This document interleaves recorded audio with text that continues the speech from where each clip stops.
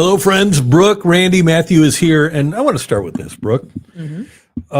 People might not understand the concept of getting involved and then being in the sports media for a long time.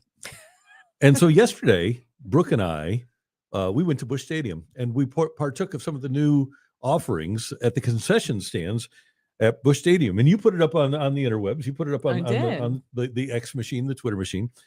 And somebody said something like along the lines of, just like sports media taking advantage of free food or something like that. I don't know exactly what was written. I can read it for you if you want me to. Of course, I take advantage of free food. I'm in the sports media. Every opportunity I get, that's what I do. I take advantage of free food. Now, it doesn't always happen. It used to be you could go into a media press box and you would get free food. It doesn't happen anymore. You have to actually pay for it. Which is weird. Weird. We didn't get in this for journalism, for really anything other than the glory, free food. Not fame. No, not fame whatsoever. Definitely not the fame or the pay. or the pay.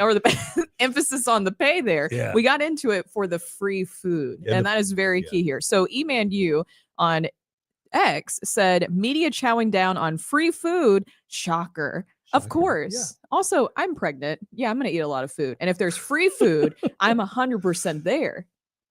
Oh, and we were. So there's some really cool new concessions. If you go out to the Ford Plaza on Thursday or whatever Cardinal game you go to in 2025, you need to try a couple of things. Number one, the old Asian stand down the right field line is now a crumble cookie stand, which is delicious. Yes. But now the Asian food stand is more, it's more quick. It's they've got some alacrity to it because things are pre-made and it's out in the Ford Plaza and it's absolutely delicious. Oh my gosh, it was so good. So it's called International Walk and you could pick either rice or noodles. None of this was healthy, by the way, whatsoever. Sorry, there was no salad bar additions to the concessions this year. Maybe that's somewhere, but we did not see it yesterday and we didn't get to try everything. So it was Freddy's frozen custard. We got to try the International Walk, which was really good. Sweet and sour. And the hot dogs, so especially hot dogs. It was a brisket hot dog that you can see on X, Randy eating it and rating it.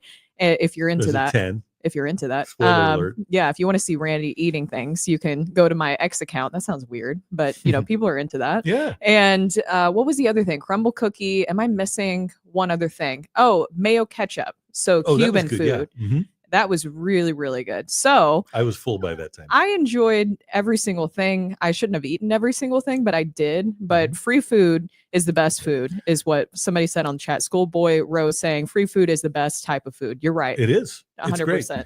And the Flash, apparently official from downtown St. Louis. This will make Matthew Rocchio very happy because Matthew was one of those people that was ticked when they closed the Bowtie Bar and made it the 703 Club because at the Bowtie Bar, they had $5 beers. Okay.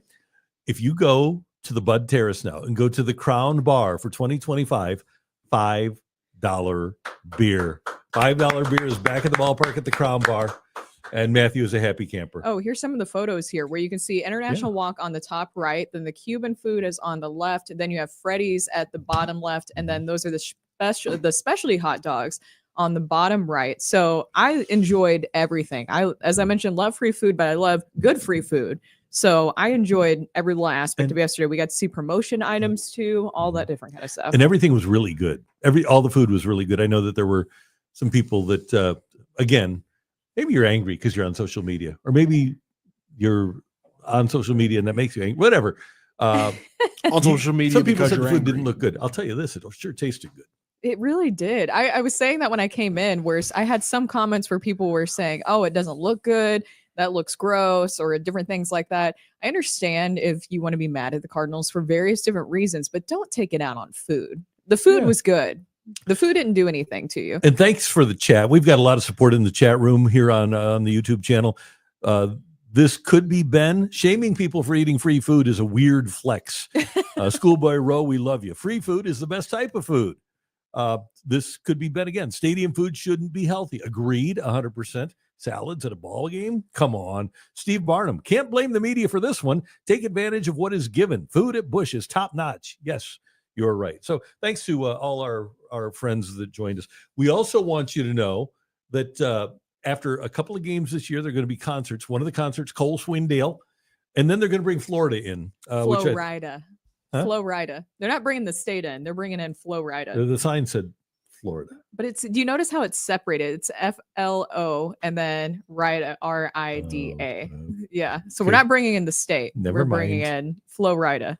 So you get a little bit of everything. You get some country, you get some rap pop. What kind of music you guys like here?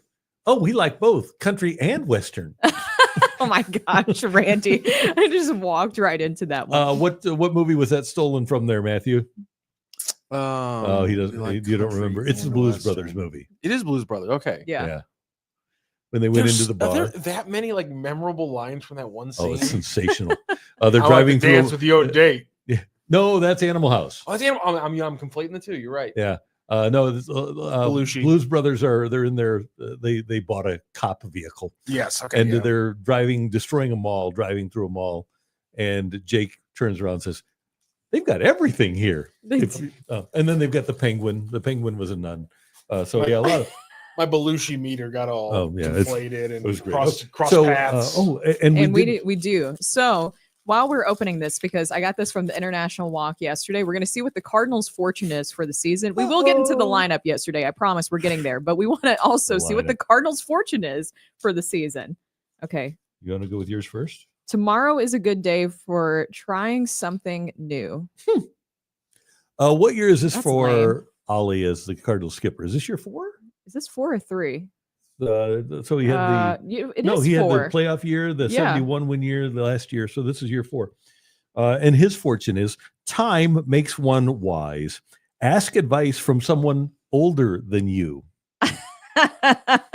Randy, No way that was the actual. does that really say that?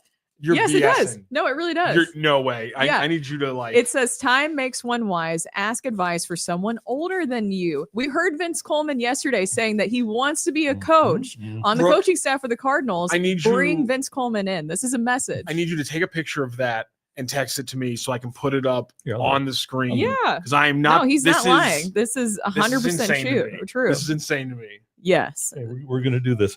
So the Cardinals. So a lot of people are when they make a move in sports or in life, they're very convicted about the move that they make, and like you put a lot of thought and effort into making a move, and then you execute it. You make that move. Like when Tony La Russa, we mentioned this yesterday, when Tony La Russa decided that Yadier Molina was going to be his catcher, he went to Yadi and said, "You don't have to have a hit. We just want you to catch like you do because we really like you and we think that you're going to be our guy for the long haul." I'm sending this photo, by the way, to Matthew. You're welcome. This is very important. He didn't make this Yeah. up. Mine no. was lamer. Tomorrow, you could actually use this towards Ollie too. Maybe something a little bit different with what you're going with the this lineup. one says Tomorrow, try something new. tomorrow is a good day to try something new. Ollie. Okay, so this is true. This is what, Does this go into what you're talking about? yeah, because here's my thing, Brooke. And number one, let's tell a little story. Let's do story. Okay. Do you remember last year when the Cardinals, and this is pretty well chronicled, they told Zach Thompson, "Hey, you're our guy coming out of the bullpen. You're our number one lefty coming out of the bullpen." And then first of all, they had told him during the offseason to stretch out as a starter because he had started well the year before. And then by the end of spring training, he's a reliever and they say, "You're our number one reliever." And then he starts out as a reliever in the bullpen. And what'd they do? They then Sent him moved down. Yeah. Sent him down. Yeah, they moved him. Right. So that was one. And we've seen a lot, not being able to decide what Matthew Liberatore is going to be or what he's going to do. Having all these players that leave here and wind up saying, we're going to, after the player leaves, they say, I was always looking over my shoulder. I never really felt like I had a role, a defined role there. Consistent role. Yeah.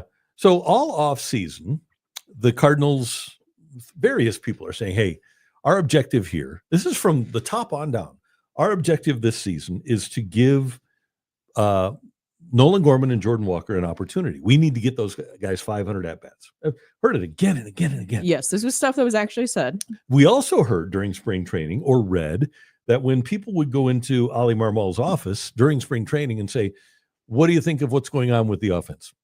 Quote was, don't care. Don't care. It's spring training. Don't care. So we get to the end of spring training and we've determined that A, we're going to get Nolan Gorman 550 at-bats or 500 at-bats, and B, we don't care about the results of spring training. So what happens?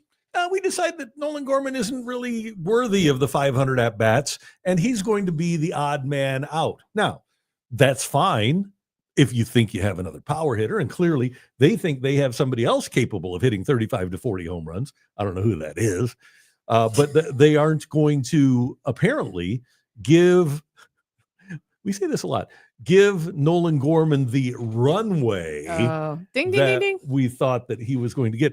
Now, they can do what they want. It's their team. But there's a couple of things here. Number one, be convicted in what you do. If you believed during the entire offseason, you've evaluated Nolan Gorman as a potential slugger, and you say, we're going to give him 500 at-bats to find out if he can realize that potential. Do it.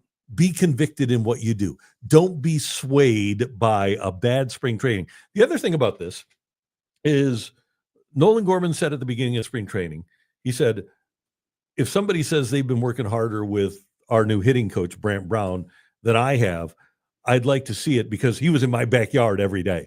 The guy did everything the Cardinals asked. He went away from his personal hitting coach. He embraced their new hitting coach. He worked as hard as he could during the offseason. And then Ollie said he's working on some new things. And they get to the end of spring training and they say, no, none of that stuff that you did mattered. That really is bothersome to me, that the lack of conviction on the part of the organization. I wish they were better at making good decisions and then sticking to them. Having conviction and not being reactive. What have we talked about the issues with the Cardinals, especially in recent years, is instead of being proactive ahead of the trends, ahead of what you need to be looking at with growing these players, developing them not only at the minor league level, but also at the major league level, is being proactive rather than reactive. To your point, the lineup that we saw yesterday, and Ollie Marmol is saying that this will be the opening day lineup for Thursday, that is being reactive. When you're talking about Nolan Gorman, I know that he was hitting 200 during spring training. He had 50 at bats and he was hitting 200. He did get better as the spring progressed. So the lineup that you guys probably all saw yesterday, but if you didn't, we're just going to go over it real quick. You have at leadoff Lars Nootbaar in left field. First base, Wilson Contreras. We'll get to what issues you have with that there. First base, Wilson Contreras. Second base, Brendan Donovan. Third base, Nolan Arenado. DH, Alec Burleson. And your catcher, Ivan Herrera. Right field, Jordan Walker. Center fielder will be Victor Scott II. And shortstop is Mason Wynn. Outfield, perfect. Victor Scott II deserved to be the Cardinals center fielder. I'm glad that they actually kept to their, whole point of runway. I like the outfield. But to your point, if you're saying that you also want Gorman and Jordan Walker to get a full chance, Walker getting that chance, why is Gorman not getting that chance here for the opening day lineup? Of course, we're going to see him, and I'm sure that's what Ollie is thinking is well, it's not like he's not going to play eventually, but why not just go ahead and give Gorman that chance? It's a really bad look because of the way that they have treated the offseason, that they said that they were going to give the former first-round draft choice, who did hit 27 home runs 2 years ago, runway. Hit 27 home runs and 406 at-bats. They said, we want to see what he can do in a full season. And then on opening day, he's not good enough to start for us on opening day. We're going to start somebody else. The other part of this is what is this season going to be? Until they couldn't trade Nolan Arenado, it was a reset, and then it became a something else. But the reality of the situation is it appears they're trying to put together we'll get to this in a moment. It appears that the players that they're putting in are the guys that had good spring trainings rather than have maybe the greatest upside. And what do you want to be? Do you want to be a defensive team or do you want to be an offensive team? Because when you have Ivan Herrera behind the plate, you're going to have trouble. And by the way, Minnesota, Rocco Baldelli, he's a manager that he likes to run. And I don't know that Ivan Herrera, well, I do know. Last year he was 6 for 59 and throwing out runners. And everything we heard is that he had difficulty during the spring in throwing out runners. I don't think that he is the best defensive guy that the Cardinals put out there. I think it's just really surprising because, to your point, you said that you're sticking with Nolan Gorman through adversity, basically, that you're going to give him the runway, that potential, that time that he needs. And I thought that Alec Burleson would be the guy squeezed out. And I know that somebody brought this up in the chat. I was trying to find it, but they brought up that Burleson, obviously offensively, he tailed off a little bit towards the end last season, but he did have 20 plus home runs last season. The only guy returning from the squad last year doing that because Paul Goldschmidt no longer with the team. But I was more worried about Gorman getting at bats and Walker, all these other guys that they're giving runway to. Nothing against Alec Burleson, but I think that you need to see what you have with Gorman, right? I'm with need you, to. yeah, Yes. yeah. And again, wasn't that the point of also moving Nolan Arenado? If they could. Well, I know it was. I know that was more yeah, payroll, right. but still. Yeah, but yeah, because all of a sudden, then if Gorman's at third and you don't have Arenado, then these problems are solved. Mm-hmm. But the problem is still easily solved by having the designated hitter. And it just doesn't seem like, and you know what? Here's the thing. It's a lot of this is optics, because if Nolan Gorman starts on opening day and doesn't start the second game, it's completely different. Yeah. But the optics are, okay, this is our best group. When you want to put on the best show as an organization on opening day. So what they're telling me is that Nolan Gorman isn't one of their 9 best hitters. It's saying that even though we're saying that offense isn't a big deal, to me, that lineup looks like offense is a pretty big deal. Here's the other part of it then. And this is part of the disconnect between maybe us as fans and the Cardinals and good teams. If you have Victor Scott II and Mason Wynn on your roster, one of those guys has to be your leadoff hitter. And Lars Nootbaar should be your number 2 hitter. Or so your, your number 3 hitter. You would rather see Wynn as your leadoff? I would have rather had either Wynn or Scott, who are capable of running the bases without getting injured, at the top of the lineup than Lars Nootbaar. So is that being reactionary then to Wynn's numbers during spring? Totally. Yeah. And again, it's if I'm Mason Wynn, I'm saying, okay, I had last year, I want to play 162 games. Sure, I was uncomfortable during spring training, but clearly you don't trust me as a player. That's what, if I were Mason Wynn, that's what I would be thinking today is, why don't they trust me as a player? When the bell rings, I'm going to be there. And he earned that opportunity over 6 months last year, I thought, rather than 6 weeks of spring training. But they determine who they trust and who they don't. And clearly, they don't trust Nolan Gorman and Mason Wynn to do what I think the guys are capable of. Well, we did see, especially last season, I know that some people are bringing this up on the chat, that Lars Nootbaar, his on-base percentage is good when he has led off in his career. So maybe that's what they're looking at. But Mason Wynn, you did give him the majority of those chances last season. He is the future, in my opinion, of the organization. And he wants to be the face of the organization. And I get that he had a bad spring and probably looked bad in the process. You know how many bad springs Jim Edmonds had?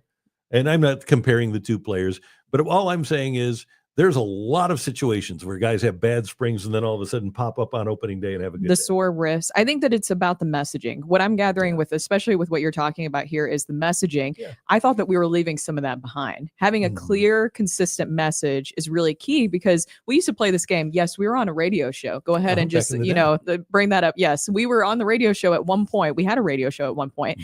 And we used to play this game where it was like, what was it? What Mo actually means versus what he said. And it feels like we're kind of continuing that, aren't we? Because there's also a report yesterday, Derek Gould of the Post-Dispatch, he put out that Sonny Gray was actually here in St. Louis at Busch Stadium practicing the other day. And of course, that's a little bit strange. Now, Sonny Gray did say that maybe a change of scenery, because those spring training numbers were not great. If we are going to care about spring training numbers, especially for pitchers, his velo has been down. And that's something that we've been watching. But Sonny Gray was at Busch Stadium throwing the other day, and now they're saying that he's been experiencing flu-like illnesses. And that possibly, they're not completely saying that that's the reason why, but John Mozeliak said the last couple starts have not gone as planned. And he said, I also don't think he was feeling all that great, especially on that last one, talking about that last start that we saw for Sonny Gray, where he gave up, 5 runs and 7 hits through 4 1/3 innings. And maybe he didn't tell anybody. I don't know. But still, messaging. It's the messaging. Yeah. It goes back to what you're talking about with Nolan Gorman. Now the Sonny Gray story, it's like, And the what's Sonny going Gray on thing, here? Because the other day was the shot at the end of last season, right? Yes. And now it's an illness. Exactly. That's the thing that just concerns me is why not just go ahead and be transparent? If we're doing this transition year, be Yeah, transparent. let's transition into being transparent too. Yeah, I think that's pretty fair. Kurt Martin, Gorman looks lost at the plate much of the time. I wonder how baseball smart he is. He never changes or adjusts his approach as a hitter. And that, you know what? I think that might be the problem that he does too much of. And I think last year he was listening to too many people. And one of the things that he said early in spring training, and also the Cardinal hitting coach, Brant Brown, said, is that he needs to, when he goes to the plate, his approach needs to be, am I a slugger or am I a hitter? Because once he gets his bat on the ball, he hits the ball hard and it leaves the ballpark. And yeah, he struck out 37% of the time last year, but your job as an organization is to get him to cut down on that 37%. And it really is interesting. If you look at the first 2 full seasons of Nolan Gorman and Kyle Schwarber, they're very, very similar. Schwarber, of course, played in 2015, missed most of 2016, and then in 2017. But then if you look at Gorman's first 2 years compared to Schwarber's strikeout numbers went way up in his second year, walk numbers came down. And then he turned into Kyle Schwarber, although the Cubs did non-tender him and let him go. So it'll be interesting to see how the Cardinals treat Nolan Gorman, and if he's not here, what he becomes. Our buddy John Denton from MLB.com covers the Cardinals exquisitely, is with us now as he joins us on Sports Hub STL. There he is, Mr. Denton. How you doing today? Doing great, Randy. Thanks for having me. All right. You were ahead of the game on this, by the way, in Alec Burleson being ahead of Nolan Gorman. I want to start with this. What's your impression of the plan for Nolan Gorman? Yeah, he's definitely fallen behind. I mean, the performance just hasn't been there the way the Cardinals had hoped. They hoped that, working with Brant Brown all offseason would help him make a major step. That just hasn't happened yet. And, I've argued all the spring, this team doesn't have enough guys who put the bat on the ball. Alec Burleson is one of those guys. He's done it. He did it last season. He's done it this spring. He has to be your opening day DH right now because he puts the bat on the ball. He drives the ball. He drives in runs. So, clearly he has to be the front runner ahead of Nolan Gorman for DH right now. So do you think this is a Nolan Gorman thing? Do you think it's an organizational thing? Because Gorman was actually pretty good 2 years ago. Yeah, I mean, Nolan Gorman is part of their future. They want to give him the runway. They want him to get 500, 550 at bats this season. Everybody in St. Louis knows when he makes contact, the ball flies off his bat. Like, he can hit some prodigious home runs, but the strikeout rate is not there. The contact rate is not there right now as where it is with Alec Burleson. I mean, Alec Burleson's one of the 3 best hitters on this team, I would contend. He consistently puts the bat on the ball. He drives in runs. He hits in good situations. He's a situational hitter. He can hit a fly ball when you need it. He can pull a ground ball when you need it. He can drive a ball in the gap. He needs to be in the lineup. I've said from the start of spring training, Alec Burleson needs to play 5-6 days a week. So, John, how do they make sure, and I know that you guys talked to Ollie Marmol about this, that they can give enough at-bats to all these guys? Alec Burleson, Lars Nootbaar, Nolan Gorman, all these young guys that they are giving runway to. Yeah, it's not going to be easy, Brooke. I mean, we all know if Nolan Arenado wasn't here, that would be a lot easier to do. But he's here, and, he's a fixture of this team, and he's going to be a part of the team until they trade him. But it's going to be a struggle. They're going to have to play him some at second. They're going to play him some at third. They're going to play him some at DH. It's going to be a moving lineup. I know Cardinal fans have been upset in the past when the lineup moves around a lot or changes from day to day. But that's going to happen again this season. If you're going to get Jordan Walker enough at bats, if you're going to get Lars Nootbaar and Nolan Gorman, things are going to have to be kind of fluid, especially early in the season. John, one thing that I would anticipate, and we know Herrera is starting on opening day, but I would anticipate that will be a pretty even split between the 2 catchers. That's just me guessing. What do you think? What do you hear? Randy, you know how I am. I was trying to pin Ollie Marmol down. I'm like, is this 70-30? Is it 60-40? He refused to, be put in any box there. We all know Herrera's the better hitter.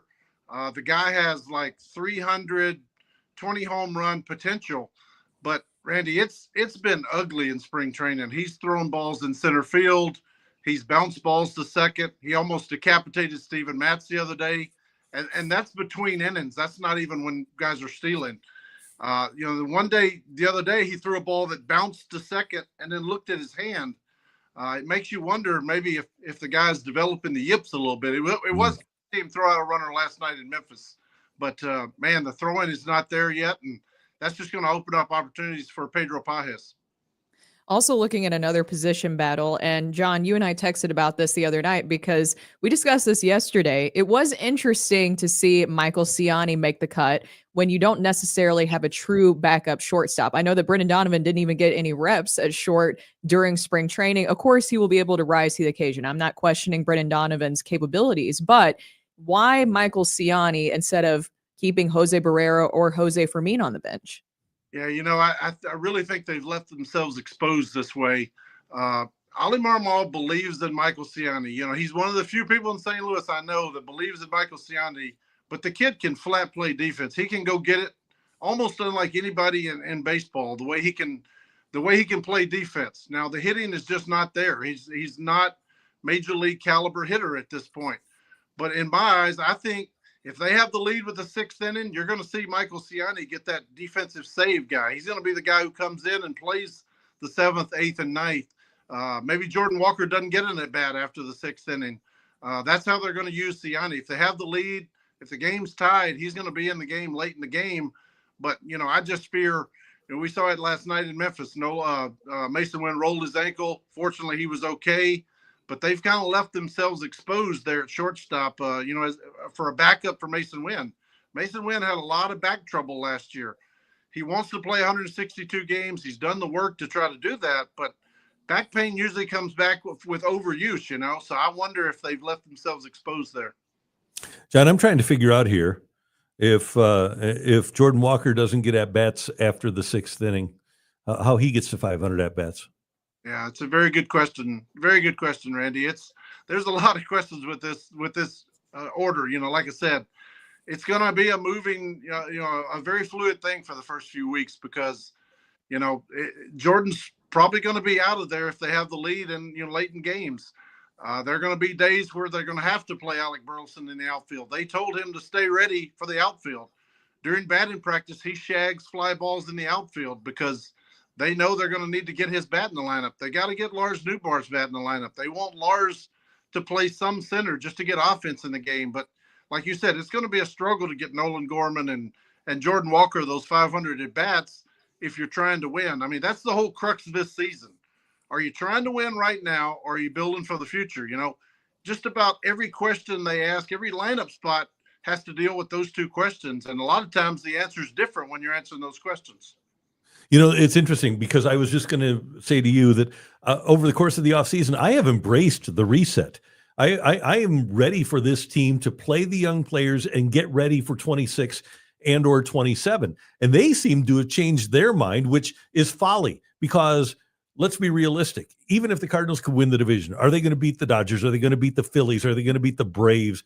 Are they even going to beat the Cubs? I don't think that this team is capable right now with the group of players that they have, especially the group of starting pitchers that they have, of beating those teams in the playoffs. I'd rather build for the future as a fan than try to fool myself into thinking that I can win in 2025. Yeah, Randy, that's the sentiment I get from a lot of fans. My personal opinion, they announced what they wanted to do right after the season. I think we're a little taken aback that Sonny Gray still wanted to be here. I think they were shocked that Wilson Contreras still wanted to be here, even when they told him, you're not catching anymore, and he still wanted to come back. Now, they're happy they're both here. They're both great players. They're great veterans.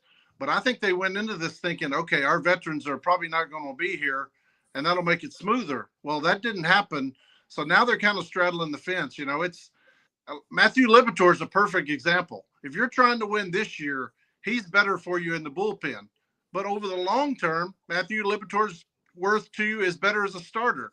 So they're really straddling the fence on this question with just about everybody in the lineup. It comes down to, are you trying to win now, or are you trying to build for the future? It's everybody in that lineup. That question has to be answered. John, you mentioned fluid when we're looking at the situation of making sure that everybody gets at bats. And even you alluded to the start rotation and bullpen too. the thing that concerns me is fluidity doesn't lead to consistency, which is what you need to give these young players is consistency. We were just discussing that where they can get consistent at bats. But even looking at the pitching staff, can you kind of break down the explanation of how this will work with Matthew Liberatore being in the starting rotation and then Steven Matz coming in, then starting that 6-man rotation on April 16th? Yeah, for early in the season, Matt's is going to be in the bullpen. The Cardinals told Matthew Liberatore, we want him to know that he's a starter. This is not an experiment. This is not a short-term thing. They want him to know that he is a starter. But the problem is he only started one game in spring training. So, they have off days early in the season. They get an off day on Friday. They get an off day before going on the road trip. You don't really need 6 starters then. But once, the middle of April hits, then the off days go away. I think they play like 26 games in 27 days. That's when you can use 6 starters. But it feels like a half measure. Is it going to be Victor or is it going to be Ciani? Well, you take them both. Is it going to be Matz? Is it going to be Liberatore? You take them both.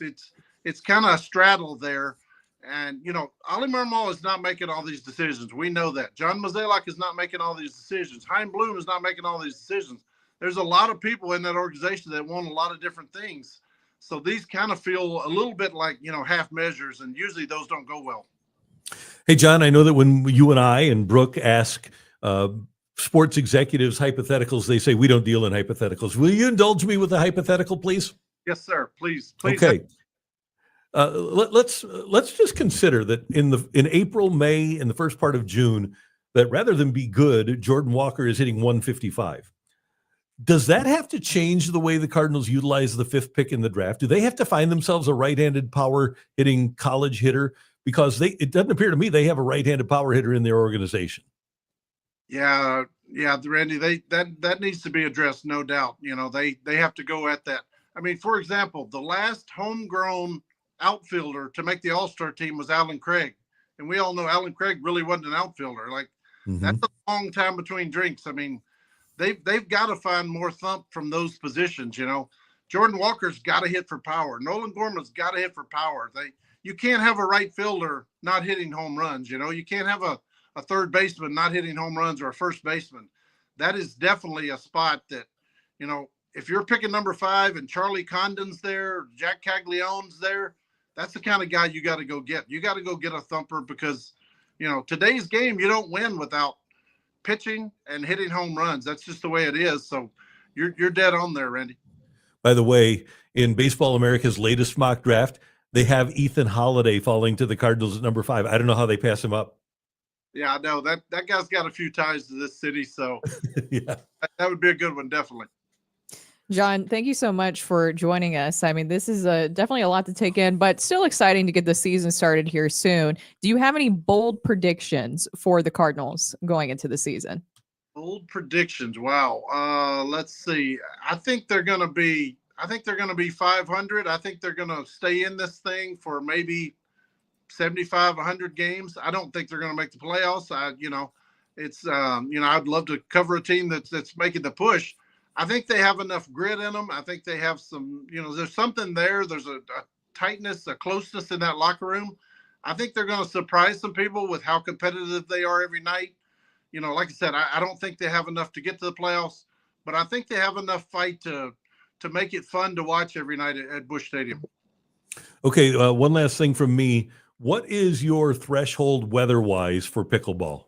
We know you're really into it. So do you have is there any point at which you become a weather wuss and don't participate? Oh yeah, Randy, I'm pretty soft when it comes to weather, but as Brooke knows, my competitiveness rises just a little bit. So I'd probably cut it off at 49 maybe, but okay. I got sleeves. Yeah, I have to say, he's like the opposite of Sonny Gray, how we talked about Sonny Gray, where he kind of, struggles during the heat. I would say the competitive level really rises with John Denton when the heat gets hotter. But yeah, we have some fun out there. You guys should see. We need to film it one day, John. Well, first, let me get through this pregnancy first, just for safety reasons, before I come out and play with you, because we've seen that people have gotten injured in the past playing with you, John. But we need to film that one day, because the smack talk that John and I could do against each other is next level. I love it. It's a Tennessee thing. My drop shot blew out Chip Carey's calf muscle. Let that be a warning. That's what I'm talking about. That's why I have to wait. That's why I have to wait, because he does it. The drop shot is nasty. That's where it's at. The drop shot is, if you have a great drop shot in the sport, I've watched it, I haven't played it, but if you have a great drop shot, it is indefensible, isn't it? I would hit a drop shot on my grandmother. I defend it. That's just the way it is. You're trying to win the game. That's the point, right? John, but what's worse, your drop shot or my forehand?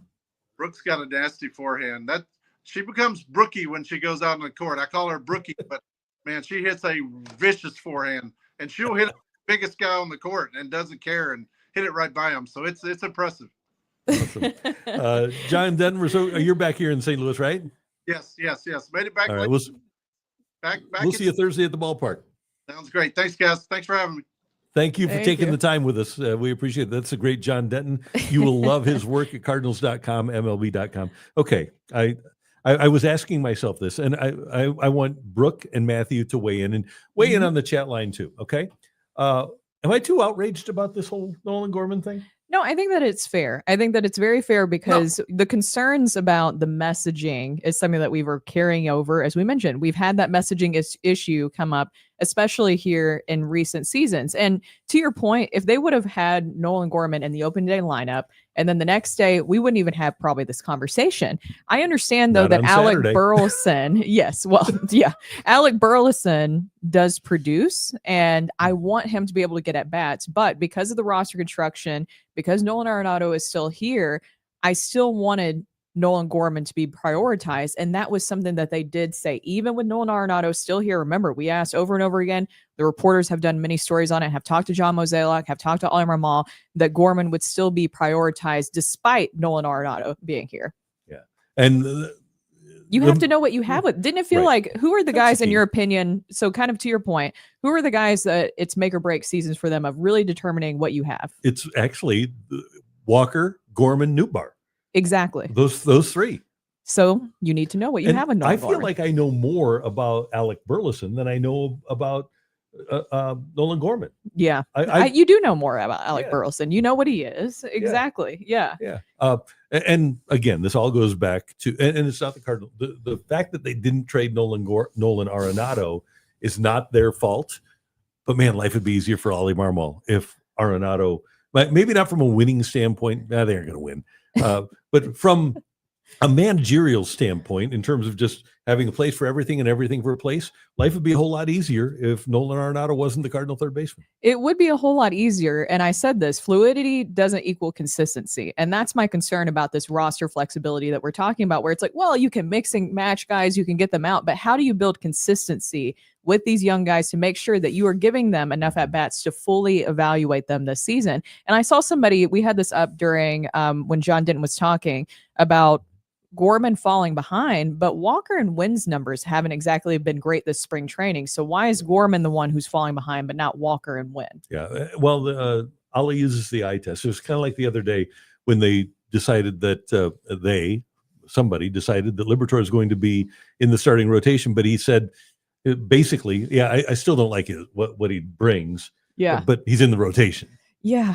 Can I tell you another thing that I hate that John Denton brought up? And we mentioned this yesterday with Michael Ciani making the cut. I understand Michael Ciani is a great defensive player, but he is a little bit redundant with this roster construction. And we're arguing over a 26-man. I get it. But I still understand what the need is for Michael Ciani to be here when you make Victor Scott the second, your center fielder. And you heard John, I mentioned this yesterday. I truly hope that they aren't going to use Michael Ciani as a defensive replacement for Jordan Walker in like the 6th, 7th inning. And what did John say? Yeah, Walker probably won't play after the 6th. Why?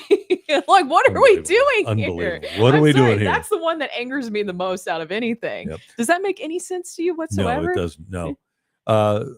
This is Bayo. How is Gorman falling behind? He's hitting better than Walker, Wynn, That Burley, was and the a few comment. others. Yeah. But it is Gorman. Yeah. Also, Kevin Pruitt. Gorman's the only player on this team and in the organization capable of hitting 40 home runs, and that is the issue. The Cardinals' lack of power. Kurt Martin. Spring training means very little. How about last year? Like Gorman, but he has not been productive and strikes out way too much. And then another one, Ryan Knowles. Gorman and Walker do not deserve spots on this team. What? Oh. That's what he said. Yeah. That was a jump.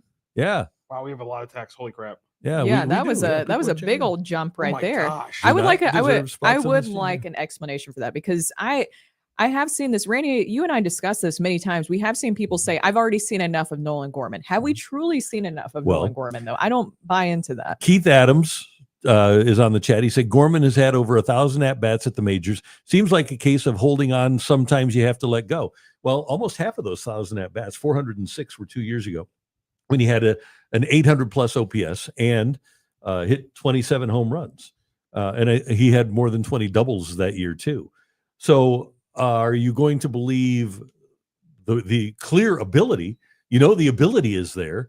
Or are you going to believe what happened last year when his statistics took a downturn? I think in the Cardinals case, where you've given up Alcantara, you've given up Garcia, you've given up Arozarena, you've given up Gallen, you have not learned what people are capable of by your own admission, by the way. The Cardinals do admit that. I think you have to find out what you have rather than letting somebody else find out that the guy is good. Do we really want to do that? Because how many times have we seen guys go off and be great with Lots. others' organizations, and we say, well, why couldn't they do that here with the Cardinals? I thought that was the point of this season. We're talking about transition season, giving these young players runway, ding, ding, ding, ding, is to be able to see what you have with these guys so that you can fully evaluate who will be a part of this core moving forward. Right now, there isn't exactly a core. I know that Nolan Arenado is still here. I know that Wilson Contreras is still here. But who is the core of the future of this team outside of Mason Wynn? Who are the other guys involved with that? And you have to figure that out to continue to build around it. And Steve Barnum on the chat. Is Gorman the 2020s version of Colby Rasmus? All the talent in the world, but can't fully put it all together? A couple of things. Number one, Rasmus was playing on a good team. And Tony was not. And Tony was ticked at his dad for being his coach and coming into town and coaching him up. But that was a story. yeah, I loved finding out that story whenever I got here. classic. Yeah. But Gorman was Rasmus was going to have more difficulty in infiltrating that lineup than Gorman theoretically should with this. And I want you to weigh in here on the chat. I'm fine with the Cardinals winning 75 to 80 games and finding out about these guys. I'm fine with that. I'd rather have that than have Nolan Gorman get 350 at-bats than go somewhere else and hit 40 home runs. So I don't think the Cardinals are winning the World Series this year. I wish that they would stick to the plan, and they still can because opening day isn't until Thursday, of making sure they find out about these guys. Make sure that Nolan Gorman can't play. If he can't, fine, you weren't going to win anyway, and replace him. Exactly. You have to know what you have with him. And for the people who say that you have to kind of give up on Gorman, trade him, move on from him, left-handed power bats, once again, I've said this over and over again, are so coveted in Major League Baseball that if they try to move Nolan Gorman right now, a million teams would be wanting you to pick up the phone. And I know that some people say, well, then move him. No, because here's the issue. And when you're talking about, we haven't seen the full potential, but there is the power is there, and that's where things are going. To your point about this, over his first 3 seasons, Gorman homered 60 times in 350 games. That's over 1,000 plate appearances, which equates to a 162 game average of 31. Mm-hmm. There's that power that we're talking about. Now, he has struggled with his average. He is a career 222 hitter, but at the same time, that power is something that we can't give up on because he's never played 122 games in a season or has been given 500 plate appearances to show what he can do. And this is supposed to be the season to do that. Right. That is my key right there, is he might never be a great hitter, but let's find out if he can be a great hitter. Exactly. Or not even a good hitter, because we don't know. And one other thing is you mentioned the value of left-handed power, especially in the postseason. When you look at people like Bryce Harper, when you look at people like Shohei Ohtani, when you look at people like Freddie Freeman and Yordan Alvarez, left-handed power really plays come playoff time. And I think that's another thing. If you ever plan on being in the playoffs again, even more than right-handed power, it's interesting how left-handed power hitters make a big difference come playoff time. There's a lot of, we're getting a lot of comments in on this. So we're definitely going to stick with this. Jeff says, we found out he's bad. He hasn't had a season where he's been able to showcase 500 at bats. You need to know what you have in Nolan Gorman. When I go back to the core discussion, because the Cardinals have already made it clear. We remember that, right? That they're not going to dip their toes into free agency like they have before. They just did that this past offseason. They're not doing that anymore, where they're going out, and you could argue that that's probably a good thing too, where they're going to go out and spend a lot of money. They're putting all of their money now into minor league system, developing players, hopefully developing in them where we'll have more homegrown talent, not just pitching wise, but with your position players as well. So in your opinion, who is that core? We know that Wilson Contreras isn't going to be around forever. We know that Nolan Arenado, he could be gone this season at a certain point. So who is the core here? You have to figure that out. Outside of Mason Wynn, even looking at the spring training numbers, who is the core that they can build around moving forward? And in baseball in 2025, the Cardinals were able to win in the 80s. In 82, they had one real impact hitter in George Hendrick. In 85 and 87, they had one real impact hitter, and that was Jack Clark. Now, these days, you need at least three, and probably more impact hitters in the middle of your lineup. That's why the Dodgers went out and traded for Mookie Betts, traded for Freddie Freeman, signed Shohei Ohtani, because they wanted to have that 1, 2, 3. That's why when you look at the Phillies with Harper and Schwarber and Castellanos, they went out and spent the money on those guys because Dave Dombrowski knew that they need at least three impact hitters in the middle of their lineup. You mentioned that Arenado's not going to be here. Contreras is not going to be here for the long term. So who are the players that in your organization now that you say, okay, these are the guys that could be my 2, 3, 4 hitters? It needs to be Gorman and Walker. And hopefully Lars Zuma. Yeah, right? It needs to be those guys. Yeah, you need to at the very least, find out about it. You might love J.J. Weatherholt, but he's not going to be a middle of the lineup thumper. You might love Victor Scott II. He's not going to be a middle of the lineup thumper. We all love Mason Wynn. He's not going to be a middle of the lineup thumper. And you don't have a right-handed one of those guys. You may have a Chase Davis that pops up and winds up being a guy that hits for some power. But based on what the Cardinals are regarded to have in their organization right now, doesn't look like that guy exists. Ryan says Walker and Gorman are not deserving of spots over Matt Koperniak. We need to go back and cut the moment when Brooke originally saw the text and read it before she actually read it in her head, before she read it out loud, because Brooke pinches her eyebrows like, what in God's name is on the screen right now? Well, and I get it. I get we are in a microwave. We're in a short attention span society. Or what did you do for me yesterday, even if it might have been spring training? And he went 4 for 4 yesterday with Koperniak. Yeah, which is did. great. Yeah. But as Clint Eastwood, I think once said, deserves got nothing to do with it. Mike Gray says, how do you bet Gorman in the lineup? Sit Donnie, sit Burley. Who's the guy that led the team in RBI last year? Who was it? I'm guessing it's Burleson is what they're alluding to here. Burleson was in your top 5. When you're looking at offensive statistics for last season, Alec Burleson was up there, but is Alec Burleson part of that core moving forward? I think that he is a very nice player. He's probably a number 6 or 7 hitter. He's not, I don't think, a 2, 3, 4 hitter. This is the thing. Exactly. Alec Burleson had a good year last year. He had just under 500 at bats, and he hit 21 home runs. He had 480 at bats. He had 21 home runs. His slugging percentage was .430, which is 40 points lower than Nolan Gorman's was 2 years ago. And his OPS plus was 106. That's 6% better than average. Nolan Gorman 2 years ago was a 116.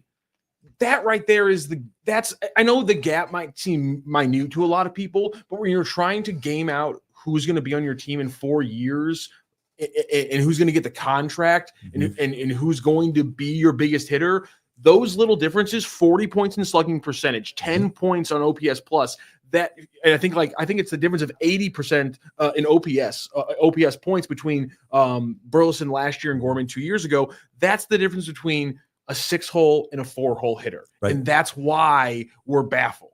And I think one of the other parts of this is we have to understand what the Cardinals are. Okay.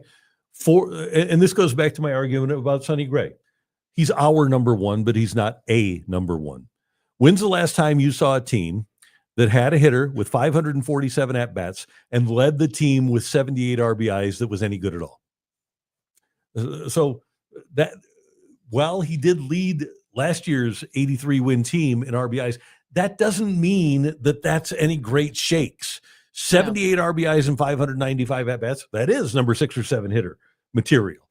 You need to have a little bit more thump, a little bit more oomph than what that was last year. I'm not saying that Alec Burleson does not deserve a spot in the lineup.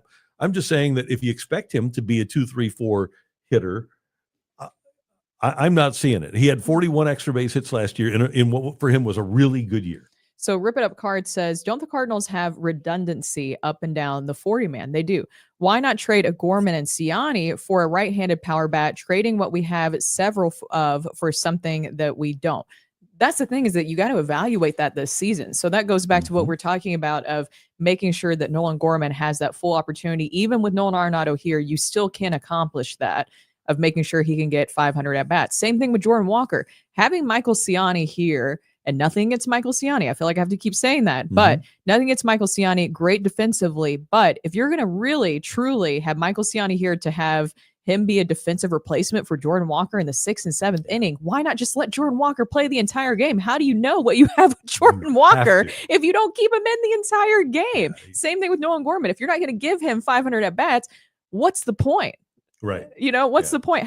You can't move on from those guys if you're not giving them a full potential. It's the same thing we talked about with Matthew Liberatore last season, where they put him in the bullpen and then they had him, go out and start the next day. That wasn't giving him a fair shake at the starting rotation. I'm glad they're giving Matthew Liberatore that opportunity this season, but you can't do that with these other positions as well, where you could say, well, we've already seen all we need to see with Nolan Gorman, move on from him. Then they should have done that before the season started. And I also think, and again, I'm clearly with many of you, I think differently, but Nolan Gorman turns 25 on May 10th. Aaron Judge had his first full major league season at the age of 25. Yordan Alvarez had his first full major league season at the age of 25. Gorman is just reaching that point where he should probably be starting at the major league level, but he was rushed by the Cardinals. Same thing with Jordan Walker. Jordan Walker turns 23 in May. Might it be a little bit premature to judge these guys as players? Yes, I would say that it's extremely premature. And Kevin asked on the chat, if Gorman is bad again, it won't matter because he will have very little trade value. Exactly. But at least you know. And yeah, if he doesn't have trade value, that's the way it goes. But at least the Cardinals will find out. I would rather find out that he's bad rather than trade him early and have him go somewhere and become good. Joseph says, if Gorman hits 197 with 31 home runs and 79 RBIs, is that a good thing? It depends on what his OPS is. It depends on how much he gets on base. For example, let me give you a number of player A, okay? And we can make this determination. So we've got 197 with how many home runs? 31 home runs and 79 RBIs. Okay, and I don't know how many at-bats that is in. But 2 years ago, this hitter hit 197 with 47 home runs and 104 RBIs, but he got on base 34% of the time and his OPS was 817. So would I take that? Yeah, that player played in the World Series the year before. That was Kyle Schwarber. So I would take that. And he did hit 197. Now, tell me how many at-bats those 31 home runs are going to come in. And if he does get 577 at-bats and hits 31, you'd like more. But if it's in 450 at-bats, 31 home runs, and an OPS of 827, I can live with that. Or an 817 OPS. I can live with that. The strikeout rate, I know there's something that is brought up a lot with Nolan Gorman. I'm seeing that over and over again on the chat, just addressing that.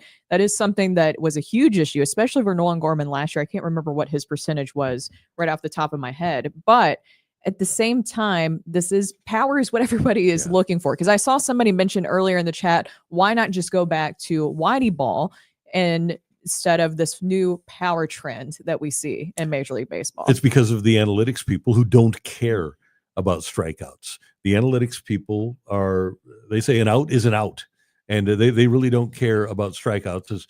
They would rather have it's three true outcomes. It's a strikeout, it's a walk, it's a homer. And are we receding from that prevailing thought process? Yes. But have we reached the point where we can get back to Whitey ball?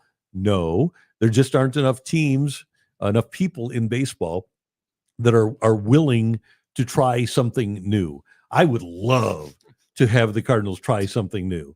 To that point, when I gave the team totals yesterday, with like the league leader had 220 and 23 stolen bases last year, and the majority of teams had between 120 and 140.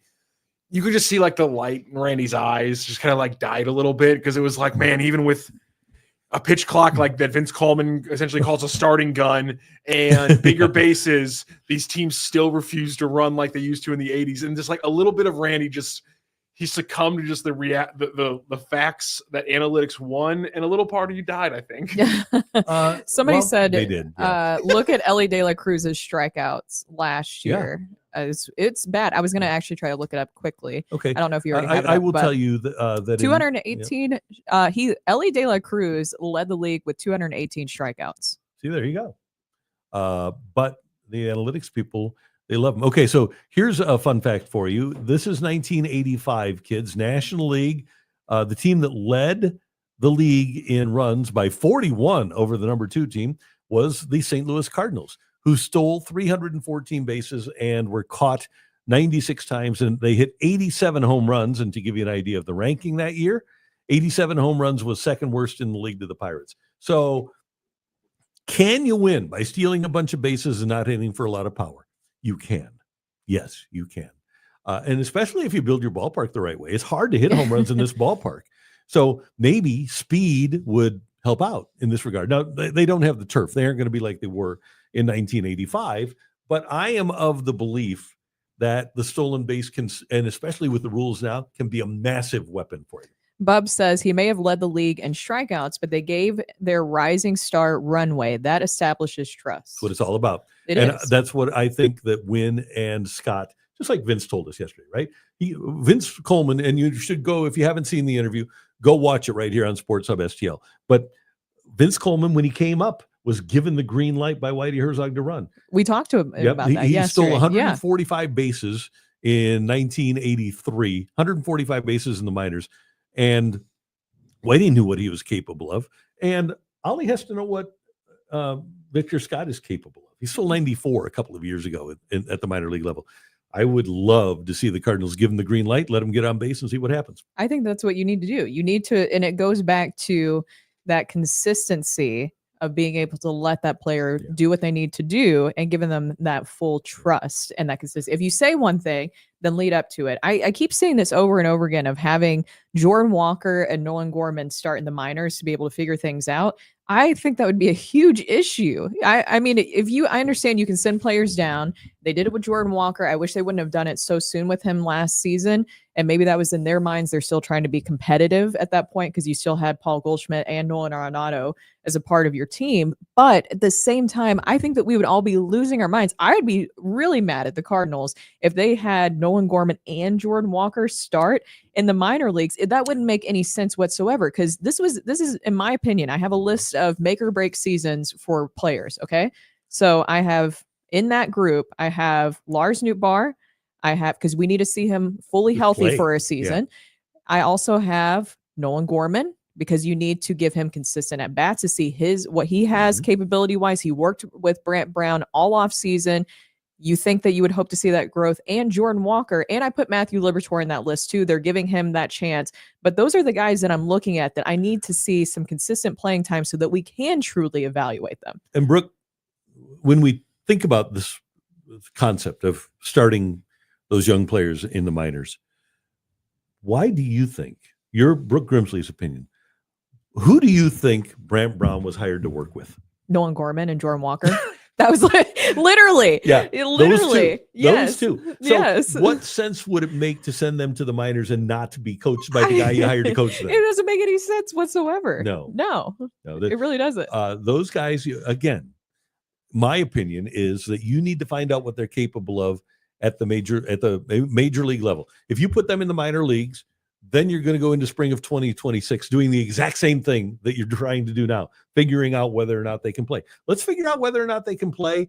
And if it doesn't work out this year, then you can move on and try something new. Exactly, because this is a transition year. They can tell you until they're blue in the face that they're trying to compete, trying to win championships, trying to make the playoffs, whatever. This is probably going to be another 500 team.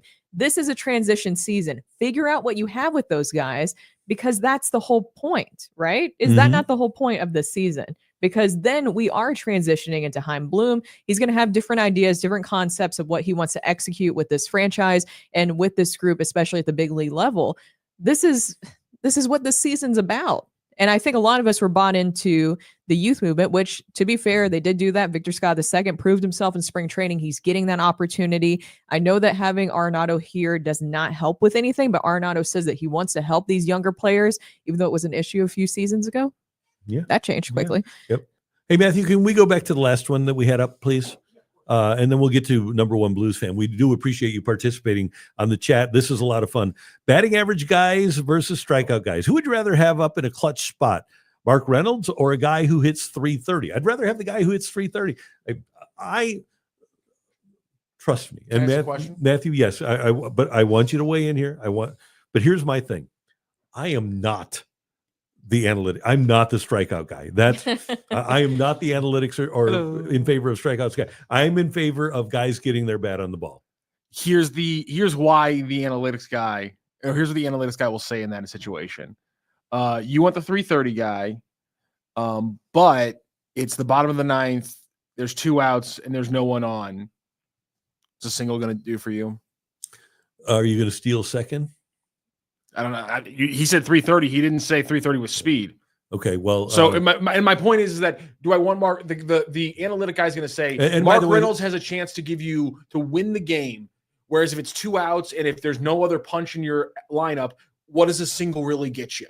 Whereas Mark Reynolds can win you the game with one swing of the bat. So that's what the analytic guy will say. And that's why when you extrapolate that argument to 10,000 at bats across a season, that's why the analytic guy has won out in the argument factor. But this is, who would you rather have in a clutch spot? I don't consider bases empty a clutch spot, even if you're down a run. That's fair. No. I'd rather, if I've got a guy at second and I'm down a run, give me the 330. But I mean, I'm just getting Arise. to what, that's the answer to the question. Like that's the answer that the analytical guy is going to give you, which is Mark Reynolds can end the game, whereas you need to have 3 guys who hit 330, 270, and 295. They all need to get hits. When you do the math on the chances that those 3 guys all get hits in that situation and drive home a run, I actually have a better chance of the guy hitting 212 with a 490 slug percentage. I have a better chance across the X number of at-bats, across X number of clutch moments even. I have a better chance at winning more often than not with the guy hitting 200 with the huge slugging percentage than you do with what you need after the guy hitting 330, which is somebody else to get a hit. Harry Carey once said, we give all these numbers and all these statistics. It doesn't matter what happened in the past. What matters is what's going to happen next. I love that. Good. We needed the glasses, the big glasses too, in that moment. We needed the big he's glasses. Exactly right, isn't he? I mean, it's because you can have 330 hitters that are coming up, and you can, okay, sure, they did, but they still only succeed 33% of the time. That means they fail 67% of the time. The likelihood is they're going to fail. But you could have Steve Lake up there hitting 205 and get the base hit to score the tying run in the 9th inning before Jack Clark drives home the winner in the 10th. Yeah. It's about what's going to happen next. Yeah. So this is really interesting too. I wanted to get to this question real quick. So Joseph says Dodgers won the World Series by putting the ball in play. Yes, they did. Who also led the league in slugging percentage last year, where a lot of that is equated by hitting for power. But that's true. They did. The Dodgers. But here's the thing. When the Dodgers it's focusing specifically, the power is still there. Yeah. Yes. But when the Dodgers needed to come back from a 5-run deficit, and they thought, and remember, the Yankees players have said can't do that with we one knew swing. if we put the ball in play that they were going to throw it around. And the Junkies did. Nothing like a Dodgers Junkies World Series, by the way.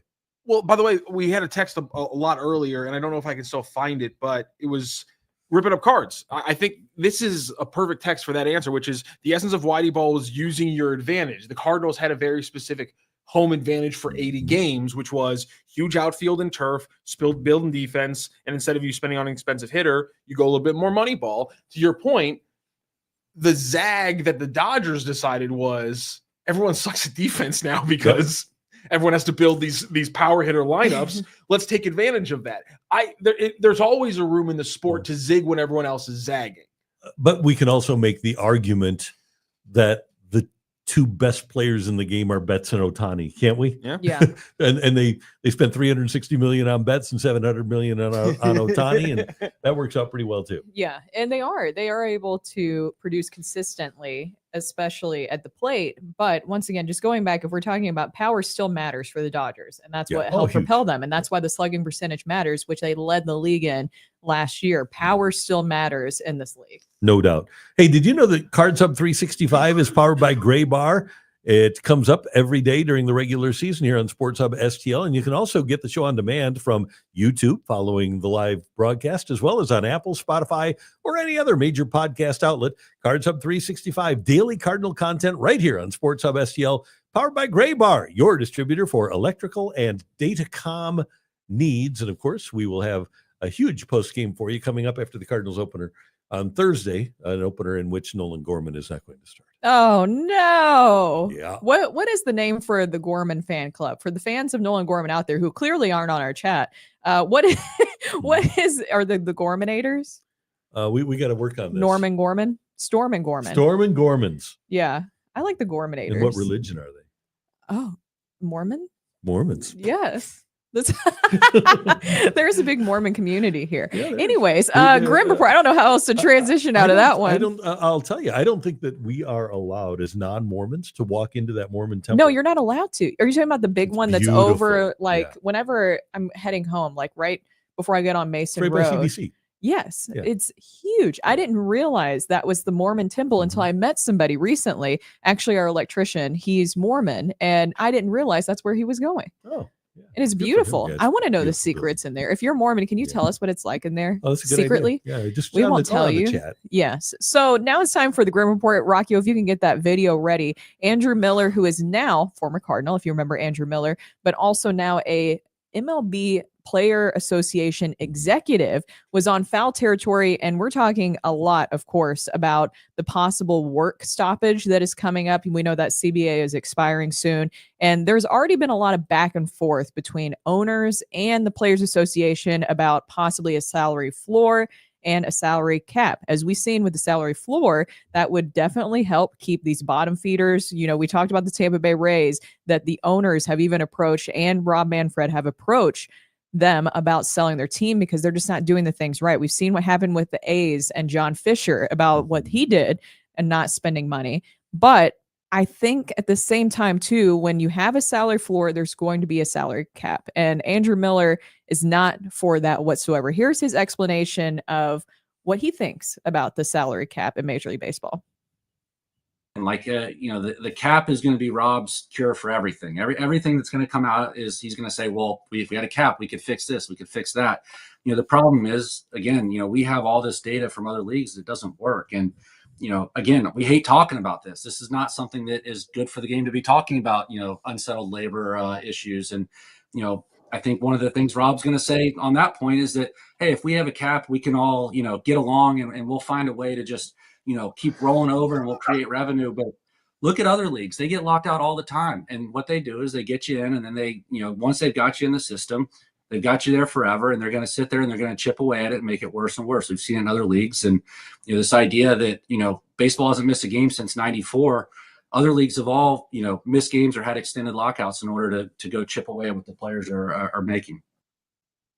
I think it's really interesting because I understand why the Players Association would not be excited about a salary cap. But in the same interview, it's a very long interview, great one with Andrew Miller, he also reveals that he's not happy with the bottom feeders of Major League Baseball. So it doesn't seem like he's opposed to a salary floor. If you have a salary floor, Randy and Rockio and everybody in the chat, you can weigh on this. You have to have a salary cap. I think personally, this would be a great thing for baseball. I'm tired of seeing these bottom feeders in Major League Baseball, when we're talking about the teams who are clearly pocketing more money than they're spending back into their organization, I think that this would be a better thing for the league that makes it more competitive. Try to show me a league, honestly. And of course, I'm always going to go to the NFL. I think it works out great for the NFL, where you have more of a likelihood of any team specifically having a chance. I know that we have a dynasty going on right now with the Chiefs. We had one with the Patriots, but it feels like everybody has a fair shake more than any other league, and it keeps them competitive compared to other leagues. And Major League Baseball, the cable TV gravy train is about to dry up here. So I don't disagree that the owners are going to have to deal with less money, different things like that. The cap, I think, is better for everybody. I think this will help the league advance and keep it competitive compared to the other sports leagues. First of all, I don't think that baseball's management, and he referred to Rob Manfred there, will ever get along with the Players Association. Marvin Miller said from day one, no, that's not my job to get along with them. My job is to be confrontational with them. So there will always be confrontation. I would like to know what data Andrew Miller has that salary caps are a bad thing. I don't know, because which league is he talking about? Well, I see it working out in the NFL. And Andrew Miller came here to St. Louis and made more than $33 million over 3 years to basically not play. So maybe that's why he doesn't want a salary cap. It worked out well for him. It did. But here's the thing. Let's use the Cardinals, our local team, as an example. Last year, every single player on the Cardinal bench made the minimum. Matt Carpenter was here and was making the minimum for his years of service. Otherwise, it was a bunch of rookies. And so are those players benefiting by not having a salary floor? I don't think so, because the salary floor applies to the whole team. Now, he says that their data shows, Miller says, their data shows that salary caps are bad for the other sports. Well, the highest paid player in American sports is Shohei Ohtani at $70 million. After Shohei Ohtani, here's a list of the highest paid players in professional sports in America. This is after Ohtani, okay? I'll give you a top 30. Do we have enough time here on the podcast to do top 30? Number 2, do you have it up here? I emailed it to you. We don't have a clock. Okay, good. I can get it up. Sorry. We don't have a clock. Yeah. So number 2 is Joel Embiid. Number 3 is Jason Tatum. Number 4 is Steph Curry, all from the NBA with a salary cap. Number 5 is Dak Prescott, Cowboys quarterback. Number 6 is Giannis. Number 7 is Street Clothes. That's Anthony Davis for the uninitiated. Number 8 is Jaylen Brown from the Celtics, salary cap. Dame Lillard, Jimmy Butler, Jokic, Adebayo, Karl Anthony Towns, Devin Booker, Josh Allen, and NFL. Trevor Lawrence, NFL. Joe Burrow, NFL. Jordan Love, NFL. Tua, NFL. Jordan Goff, NFL. Paul George, NBA. Justin Herbert, NFL. Lamar Jackson, NFL. Jamal Murray, NBA. Jalen Hurts, NFL. And then at number 26, there's Juan Soto, the number 2 baseball guy. And then LeBron, Zach Wheeler, and then you got a couple of other Major League Baseball guys where they don't have a cap with Judge and Bregman. So I'm failing to understand why the cap is bad for other leagues when the players are getting paid more as a group and more teams have the opportunity to win. And Brooke, we underwent this exercise before we started the show. On a year-to-year basis, do the Kansas City Chiefs have an opportunity to win the Super Bowl? Yep. Pretty clear. Do the Kansas City Royals have an opportunity to win the World Series? I would say that the likelihood is lower for that one. I would say so too. On a year-to-year basis, do the Green Bay Packers have an opportunity to win the Super Bowl? I would say yes. Do the Milwaukee Brewers have an opportunity to win the World Series? The likelihood is lower. Even though it's been a struggling time, on a year-to-year basis, do the Pittsburgh Steelers have an opportunity to win the Super Bowl? Yes. Do the Pittsburgh Pirates have a chance to win the World Series? Even with like a playoff starting rotation, because Bob Nutting, as we've discussed before, he does not like to spend his money back into his team. It has caused a lot of consternation. Yeah, and they amongst don't, the Pirates. and that's because they don't have a salary floor and a salary cap that gives every team an opportunity, if they're smart, to be a contender for a championship. I just don't understand, and I wish who was it? Was it Bob Woodward and Bernstein that were asking Miller these questions? Was it Mike Wallace or Chris Wallace that was asking these questions? Who was asking these questions of Andrew Miller? He was on foul territory with Is I believe it it was AJ Przinsky. Scott, It was Scott AJ Braun? Przinsky. Oh, where did he work before? I'm sorry. Was he with 60 Minutes? St. Louis Cardinals, Chicago White Sox. Did he play for the Rockies? So he was a player. He was part of that union. Yes. Yeah. The other co-host was a Cat. Yeah. was a AAA catcher for a long time. Yeah. Okay, so not a lot of so senatorial. so he wasn't candidates. really coming from the Washington Post. No. Or so No. okay, so Miller wasn't really asked, or The tough follow-up questions for that. Okay, I'm just checking because I think somebody should ask those. And I think so. something simple like, tell us about this data.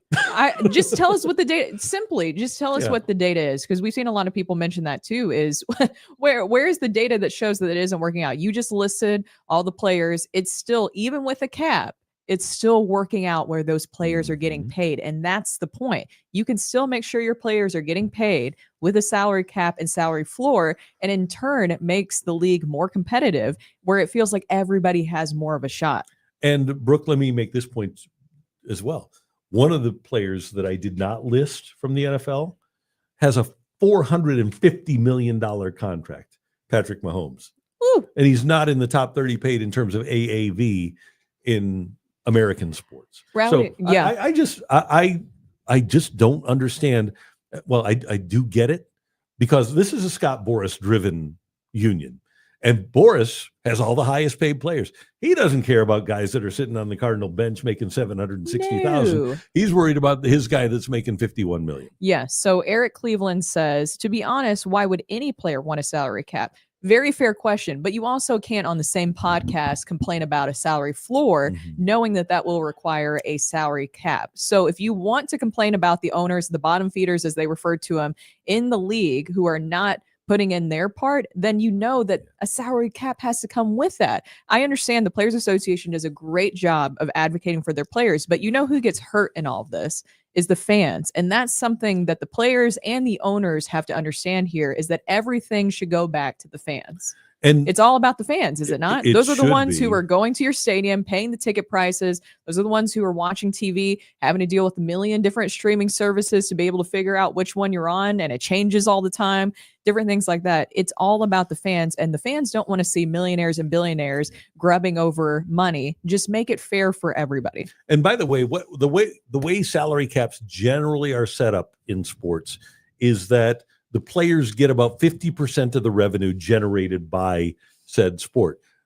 Baseball ownership is not required to spend 50%. They do spend about 50% of their revenues reportedly on player salaries.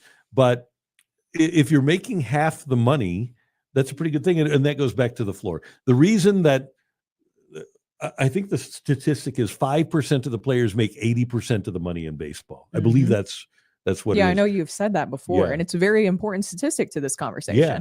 So I would think that the other 95% of the players would be interested in a salary floor. Number one Blues fan says, in the NFL, a rebuild can be like 2 to 3 years, and Major League Baseball, a rebuild might never come. Examples being the Pirates, the Angels, and the Marlins, etc. Etc. is a big part there, because you could talk about a lot of teams. And even for the Cardinals, when they're talking about even looking at the possibility of a rebuild, when they were evaluating how they wanted to move forward, they were even saying that it would take a while for a full scale. If we're talking about tear it down, for a full-scale rebuild. I think this is another interesting comment from Bubs a little bit earlier in the chat. He says something you need to look at is how much better small and medium market teams perform in those sports compared to Major League Baseball. Yeah, I think that's a really good point too. Yeah. And some people said the NBA is a terrible comparison. I understand that the roster is clearly smaller from the NBA, but the NFL has a giant roster. And we already have seen in recent years, the teams have actually scaled back in their minor league systems with players that they're bringing in. You've even heard the reports that scouts are telling people, hey, stay in college maybe a little bit longer. Right. Because it does work that way. That's Yeah. And the agents know the math. They know how much teams are getting. And it's one agent, as we mentioned, Boras, that kind of drives the bus as far as Major League Baseball is concerned. Also, if you're right, maybe it's not a perfect one-to-one example, but the NBA right now is having to deal with the fact that they maybe went too hard and making rules to try to curb the largest markets and help the smaller Mhm. markets. Yeah. But at least they're trying. And like, yeah, they screwed it up and they're going to have to make new rules that are to rebalance things out. But I mean, that is a league that looked at and said, it is too easy to be the Knicks, the Heat, the Bulls, the Mhm. Lakers. It's too easy financially when you're good to build money and just be able to spend. The Warriors proved it when they had the largest cash roster in North American sports history because of the luxury tax. Mhm. And so the NBA might not be a great one-to-one comparison, but it sure as heck's a good comparison in showing how a league reacted when the largest markets looked like they were going to dominate free agency, and they tried to stop it. And to a point, they have.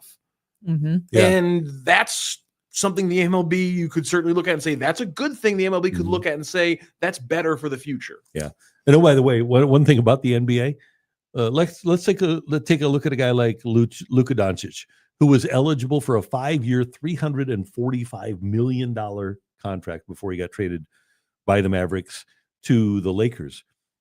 Those kind of contracts, 5 years and 345, which are happening in the NFL, by the way. Josh Allen got 5 and 330. Those aren't happening in Major League Baseball. No, they're not. No. And Rally Squirrel says, not that I'm totally against the salary cap, but big market teams will still have an advantage in marketing deals, better facilities. Who's to say that they can funnel money with marketers? Well, just Marketers? Yes. who is on the most commercials of any athlete in America right now? Out of anybody? Yeah. Patrick Mahomes has to be There up you there. go. Yeah, I was going to say Shohei Ohtani has to be up there. He's up there, but Because he's doing he's doing, if you're talking about internationally, then Shohei Then Ohtani's Shohei, clearing yeah. everybody out of the Yeah. water. But in America, here's a guy in Kansas City yeah, that's doing more than anybody. Before him on State Farm and doing a bunch of stuff, it was Aaron Rodgers when he was in Green Bay. yes. It's not players from New York and LA necessarily. It's, and by the way, Stafford has gotten his deals, Justin Herbert's gotten his deals. But by far, from what I see on TV, Mahomes and Kelsey are the guys that are doing way more than anybody else. Well, and then it forces your team, instead of just focusing on, it will kind of force the team to focus on who's on their staff more too, Mhm. right? And bringing in the best quality staff, because then if everything's more fair, when we're talking about revenue and the salary cap, where everybody has more of a chance in Major League Baseball, then the players will go to wherever, well, of course, where they're drafted, but they will also move to wherever they feel like they have the best competitive advantage. I just wish, because I think Andrew Miller's a smart guy. I wish he wouldn't deal in misinformation like this. Because that was, well, you got to cite your sources a little bit. But Yeah. you know what, Randy, in this day and age, you really don't have to cite your No, sources. You even- can say and anything. when you're playing before the home crowd, right? When you Yeah. got Brzezinski, was it Eric Kratz? Was he the other one? Yeah. When This was not a Bob Costas interview. No, it wasn't. No. And so it's just, I wish that the baseball union representatives like him would be a little bit more forthcoming. And I get it, but I wish they'd be a little bit more forthcoming and give us the real reason as to why they don't want to cap. And you know what? That's fine. We want to cap. We don't want to cap because we're greedy. If you say that, I'm on board. Yeah. There's a lot Just of greedy be people. honest, instead Yeah. of saying that data shows otherwise. I Yeah. don't fully believe that when we have our eyes Yeah. that are showing us something completely different. Yep. I'll bet you right now, if you ask every person on the Buffalo Bills roster if they like the salary cap, I'll bet every one of them says, yeah. You know Then what? it feels more Because fair. yep. For And, everybody. and Josh Allen can go get a $330 million contract and tell his agent, hey, don't kill him in the cap, so that they have enough money to pay other guys. And they're paying other people too. It makes other people more competitive. It's interesting because Foul Territory, I just looked at X right now, and they had Jeff Passan on. And Jeff Passan said, if Major League Baseball leans into pushing for a salary cap, you can expect them to lock out the players in December of 2026. Jeff Mhm. Passan saying, is it worth it to take a great era of Major League Baseball that we're in the midst of right now and absolutely torpedo it in pursuit of financial gains? That is the point. There's no reason to do this. We do have so many great young players right now. Shohei Ohtani is a great story. You have Aaron Judge, a great story. There's a lot of great players. This is a great era of Major League Baseball, and it would just be really, really bad to tank this for financial gains when you're just putting it's only hurting the fans. It's not. Right. It should be always about the fans in these Absolutely. situations. Yeah. Hey, did we get to flute player? We need to get to flute player. Yes. Yeah. Can we get flute player? There he is. Yeah. All right.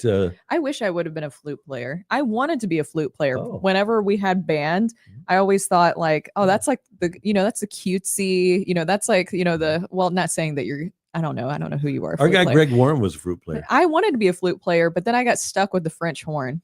So Yeah. there's that. Flute Players 1978 says, honestly, if Gorman can hit 25 home runs and hit around 230, it'd be ticketed to death. I don't think tickled to death. I'd be tickled to death. I don't think he's any good. Well, he hit 27 2 years ago, and I think he's capable of hitting at least that many again. So I want 35. I want 35. Batting average at this stage of our baseball existence doesn't matter, but if he can hit 35 home runs, 25 doubles, and an OPS 810, 820, that would make me happy. And that can be a middle of the lineup guy for you. Exactly. And Joe says that too. I've said this before. He doesn't need to have a great average. He just doesn't need to be a black hole in the lineup. Hit 230, hit some homers and doubles and take walks, success. Yeah. That's exactly what you should be wanting from Nolan Gorman. Yeah. I think that would be exactly what they need. So thank you very much, Flute Player 1978. We do appreciate it. Yes. I was sneaking in one of these little fortune cookies, by the way. Yeah. Everybody has been great on the chat today, by the way. Love you guys. We love these discussions because this is fantastic to see all this stuff. And we'll have a lot to talk about as this season gets underway here. But that was the Grim Report. It'll be interesting to see with the salary cap what happens. Waterboy checking in. Brooke is too aggressive for flute. French horn players don't take crap from anyone. Mm-hmm. Sorry, we're not on TV, so I can't eat. I just wanted a little snack. But you're right. So right to the mic. So my teacher said this is why I got the French horn is because I had a deeper voice for a girl, Randy, even at a young age. And so I wanted to have the flute because I thought it was a beautiful instrument. The French horn, beautiful, but it's not like a centerpiece instrument. It's very nasty. If you've ever played the French horn, very nasty to keep up the with. spit valve. Oh, gross. And I was like in the back. And so I was like, I want to be a star. I want to be a flute player. Let's close the show with this. Who ruined the sport more, the Oakland Athletics with Moneyball or Kawhi Leonard with game management? Oh, I would argue neither of them because both of them were doing what they had to do, and then other people copied them. The Oakland Athletics would not get money from the owner, and so they had to build a peanuts roster that was still competing to the level that Oakland fans had come to expect, because obviously that incredible pitching staff that they never talk about in the movie was there. And Kawhi Leonard had a degenerative disease in his calf, and he felt the Spurs were not respecting the full arc of his career and were only caring about that year. And so he wanted to start lengthening his career. He went to Toronto, did the time management based on that degenerative disease, and still won a title. But then teams copied the Oakland Athletics, owners copied Fisher's cheapness, and other players who don't have degenerative leg diseases copied Kawhi Leonard. So maybe you could agree they could both led to the problems, but you can't blame either of those organizations, in my opinion. It's a fantastic question, honestly. I like this question a lot. We should put that. We should put that in a poll, or can we put it on X too? Yeah, we can do that tomorrow too. I really like that a lot. Bub says, bro, are those Thin Mints? Yes, bro. These are Thin Mints and a fortune cookie. I'm hungry. It's lunchtime. Yeah, that's good. I was starving yesterday. Will Sports Hub SEL go live when Brooke goes in labor? No. Yes. No, water boy. No. Post baby show? No. Post game show at the hospital? No. Live here on Sports Hub STL for Mercy. But I know that we're getting into some betting here soon, but not soon today on the show, but eventually more on the show for the height and weight. So I'm having my baby shower soon. We are going to do a baby parlay. So like you could do like weight, you can do date, like time, different parlays. So if you guys have any baby parlay suggestions that we should do during the baby shower. What's Puerto Rican paying out? No, like minus 630. Like no. I think I can get pretty good odds on that. I feel like, so if you guys have any suggestions on what we should do for the baby parlay, please let me know. Okay. Because we are somebody's gonna get paid. We'll talk about it tomorrow. Yeah, we really should. So that is the end of Grim Report. We should get to overarching if we have time, because I think this is really interesting. Have you seen the video of Dan Hurley and his little expletive rant? I did, yes. So if you haven't seen it, we'll play it here for you in a minute, and we did We're on bleep the it out. but we're on the internet. But I bleeped it out either way. Well, I didn't okay. bleep it out. Somebody else did it. But Dan Hurley gave credit a to them. very expletive warning to Baylor about refs following the loss to Florida. And that video went viral. But there's even more to this story, which this reporter will get into with this clip. Yeah, I'll credit to Charlotte Sports Live, who were the ones who both broadcast and bleeped out this video so that we didn't have to. Here we go. I hope they don't do that to you, man. That's the video that's gone viral online of UConn head coach Dan Hurley voicing his displeasure with the referees and the Huskies' loss to the #1 ranked Florida Gators. Charlotte Sports Live's own Joey Ellis took that video and then was confronted by UConn Director of Communications Bobby Mullen. Mullen asked for that video that had gone viral to be removed. He then threatened Joey, saying he would, quote, ruin his life if he didn't. This was heard by multiple other reporters and staff on hand. Our management asked Mullen for a statement on the incident, and here's what he said. The lasting image of Coach Hurley leaving the court should have been his walking off the court arm in arm with the seniors, overwhelmed with emotion. Instead, a reporter who was in an area he should not have been recorded on his cell phone a private comment made to members of another coaching staff, end quote. Charlotte Sports Live and Queen City News stand by Joey Ellis's reporting. Interesting. So first of all, did that guy look like that he could ruin somebody's life, Mullen? Oh, yeah. Yeah. But how do you guys feel about this, My dad honestly? is Like, the who's most in the wrong in this Powerful high situation? school basketball coach ever. I am. My older brother's really good hey. at basketball. He is a competitive guy. He just lost. He felt like he got screwed over by the officials. I have no problem with either one. I think that Dan Hurley was fine to say that stuff. And if you're a reporter, what's your job? You get information out there. And this provided information. If the reporter was taking video from that spot and shouldn't have been there, that's not his fault. I've been in a lot of those situations. I don't think that he was purposely like, No. I think he was just recording the guys coming out and happened to get that. And we see that all the time. We are behind the velvet rope as a team walks off. It wasn't like he was walking off the court with the team. And there were a bunch of fans there too that could have also there was like a recorded bunch it, right? of people there. Yeah. Can we show that part again? Yeah. And just the first part where he's walking off, just to show the amount of people. Here, Look at the amount of people. If you were a fan. I hope they don't do that to you, man. yeah, and Baylor too. Baylor. So big deal.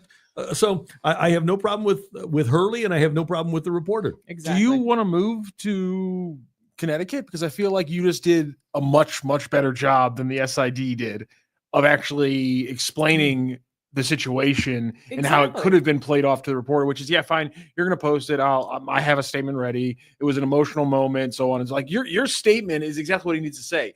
Anytime an SID goes to the point of threatening a journalist, line cross, buddy. Right. At that point, I personally lose all respect for you as somebody in this profession when you threaten a journalist to ruin their career because they got something that you're not happy about. Be better at your job then, pal. Like, sorry, sucks to suck. Right. That's the race. Yeah. It's if people can't understand somebody cursing after they lose a game and their season ends, that's tough. And you know what? Sure. Yeah. Sports is not all sunshine lollipops. Not everything is a coach walking off of the court arm in arm with his players that are making millions of dollars a year. Sometimes there are situations where somebody gets mad, and he said, I hope that doesn't happen to you, Baylor. Hey, you know what? Live and let live. Just whoever the SID was, come on. Let's be better. I think it's clear that the issue is just more threatening the reporter after that. Yes, 100%. Greg says if this video was taken in the bathroom, then maybe it's an issue. Yeah. I think that would be the bigger issue. But the SID making threatens a journalist needs to be fired. Why would the thing? It's like I really don't think if that video was put out, it's really not that big of a deal. People wouldn't be surprised. We see coaches yelling during a game. Yeah. Like it's not that big. It's not that big of a deal. It's the threatening afterwards, which makes it an even bigger deal. So then you end up as an SID bringing more attention upon yourself and Mhm. UConn and Dan Hurley by threatening the journalists. It was unnecessary. No, and just hey, buddy, try threatening me sometime. What would you say back if that happened? Like if that happened to you, what would you say back? Well, in this town, Mhm. I would be very angry, and I'd probably do something mean. That's and you know what? I'm kind of passive aggressive mean. Mhm. And like one time I was mean to a coach in town, where, and I don't know how we got into the conversation, but I said, you know, I say this on the radio all the time. I've been around longer than every coach, every general manager, every manager, and every owner in town. And I'm going to be around long after they're gone too. And I said that too. And then I thought about it. I said, you know, that was kind of But like, what a move! Like, what a power move that you just did there. But Yeah. I wasn't meaning to do it, but that's the kind of thing where, you know what, I say, and I have a great relationship with all of the people in the sports industry in town. I do. I feel like I've earned their respect, and I respect them, and I treat them well. So we're never going to have that sort of a confrontation. We aren't. Somebody would come to me and say, hey, Randy, you know, we can't do it that way. Or, you know, like with the Mo thing on the radio station, when the whole Sonny group that we talked about, where it was perceived that I said that the Cardinals were wasting money on Sonny Gray, and I didn't. And Mo got mad and said, we don't want any other people on their station, which is fine. But other people in the organization called and said, don't worry about it. We're cool. We'll be, you know, just give us 2 weeks, let it cool off. Just a little mad. And it was fine. And it was fine. Yeah. But so we have those sorts of situations that pop up. I can't imagine, and maybe the SID didn't even know the reporter, but I can't imagine somebody saying to you, Brooke, or me in this town having that sort of a reaction. Can you? No. I think that would just be absolutely ludicrous. I just reporter in Charlotte and the SID for UConn said, I'm gonna ruin your life. Be like, gonna be a long flipping drive, dude. Yeah, right. Like, what are you gonna do to me? Yeah. Oh my, you absolute I just think that loser. Right. just, That's what it. That's. I would the have bottom laughed line. in his face. Yeah. that's like a very weird states thing away, you to just freak. get that Yeah. upset about. Like Yeah. once again, if it was in the bathroom, Right. different. Yeah. then different story. So I don't get it. But here's, and I don't know if I would be this quick, but if somebody like that said that to me, I would say, okay, let's have a contest. Let's see who can ruin whose life first. What's the old line about the High road. yeah? Don't fight the guy with the microphone or something. No, like that? don't pick a fight with people who buy ink by the barrel. Yeah, there you go. Yeah. Or another quote that I Any like journalist. sometimes is, well, if you go low, I'll go lower. Oh, that's a good one. I'll go lower. Yeah, that's I yeah. will. There's Yeah. plenty of room on the low road. Sometimes you F around and find out. That's another good one. So I just can't believe it. Somebody said, Craig says, Also- I want to join the Karraker Mafia. Imagine, you're in. Here's You're my in. thing. Here's Yeah. my thing about this guy at UConn. I don't know how good he is at his job, because at this point, like, you should have your bar for dumb stuff that Dan Hurley's going to say that we need to like put a lid on. This is below that bar. Like, this is not any dumber than a lot of the other things he said. Him like freaking out in refs' faces is much worse for the look of your organization than him complaining about calls going off the thing. In fact, every UConn fan saw that video and Dan just goes, "You're damn right we're getting screwed over." Don't you want your coach to do that? Don't you want your Exactly. coach to take one for the And team, so, take like- a fine now and then? Exactly. Like, if this Yeah. is if this was like Fran Dunphy or something like that, like a really low coach, and he was doing this, that would be a big deal. And I could see the SID of Ford and being like, we got it. We can't. This guy's been doing this for 40 years. This is going to change his perception of who he is as a coach, as a man. We all know Dan Hurley's an asshole. Right. That's yeah. his thing. Yeah. By the way, I've always I haven't been strident on this. I think now more than ever that officials should be forced to speak to the media, who are the representatives of the fans. Yeah. I think that officials at this stage in our existence, they don't need to be held accountable, but they should have to answer questions about why certain calls were made or not made. Yeah, and to make it even funner, you could also have like one fan that's allowed into that media pool. I think that'd be great. I think that would make things more entertaining. I was telling somebody the other night at the hockey game that we were talking about the Stanley Cup playoffs. I said, I've done this for a long time. And you probably, if you've followed the Randy Karraker experience for a long time, you know this. But the one thing that would cause me as a professional to like have an out-of-body experience and go down and punch somebody from an opposing team, it would be the Stanley Cup playoffs. There's, I don't think it would ever happen, especially now because I've mellowed.